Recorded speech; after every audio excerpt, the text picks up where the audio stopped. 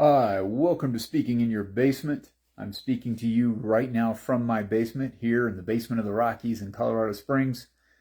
Wherever you are right now, hopefully you can focus in. Pay attention for just a moment. Because when you get back to your practice, when you take your daily minute, 5 minutes, whatever a little bit of time you take to practice speaking, it's going to gradually build the kind of momentum that carries you further and further into the life you've always wanted to lead.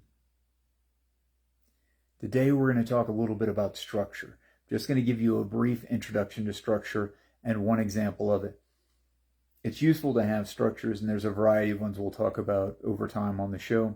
The first one is one of the simplest ones I've discovered. It's one of the ones I discovered earliest, or I say discovered. I had it shoved into my face so many times I couldn't help but discover it. It's essentially 3 points. It's having an introduction, point, then a conclusion. And so whatever your 3 points you want them to be, it could be 3 different examples of something. It could be 3 different arguments for why you should do something. It could be 3 different benefits of something, which you might consider also arguments for why you should do it, but they might be structured a little bit differently. In the introduction, I used to write papers in this format, and I can't remember, I think it was MLA format. I'm not 100%, it's been a while.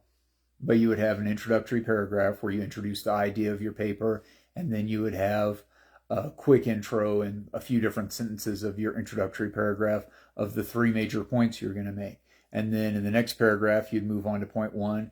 The third paragraph, you'd move on to point 2. The fourth paragraph, you'd move on to point 3, and then the fifth and final paragraph would be your conclusion, where you'd summarize everything and possibly restate a shortened version of all the points you made earlier.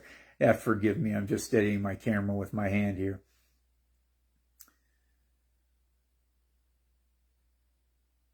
But that simple structure, that opening, point, closing structure is a very easy thing to go. If you get asked to speak at something last moment, you can just do a quick fill in the blank of that with your 3 major points. Get an idea of how you want to open, your 3 major points, and how you want to close, and you can do that very quickly. You can make this structure work from anything from a minute or 2 up to hours of content, potentially. Now, of course, if you're going to be doing hours of content, you might have to build this out, and your 3 examples are probably going to have lots of material on them, lots of sub-examples or stories or whatever else you want to add in there.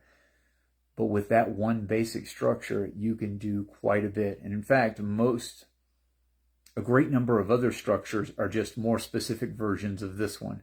So this is a very good thing to start with. It's a very good thing to occasionally just imagine yourself, okay, if I needed to speak on this, and then speak extemporaneously, more or less off the top of your head, which all you would do is take maybe 10 seconds or so to kind of put together your thoughts on, okay, what would my 3 points be?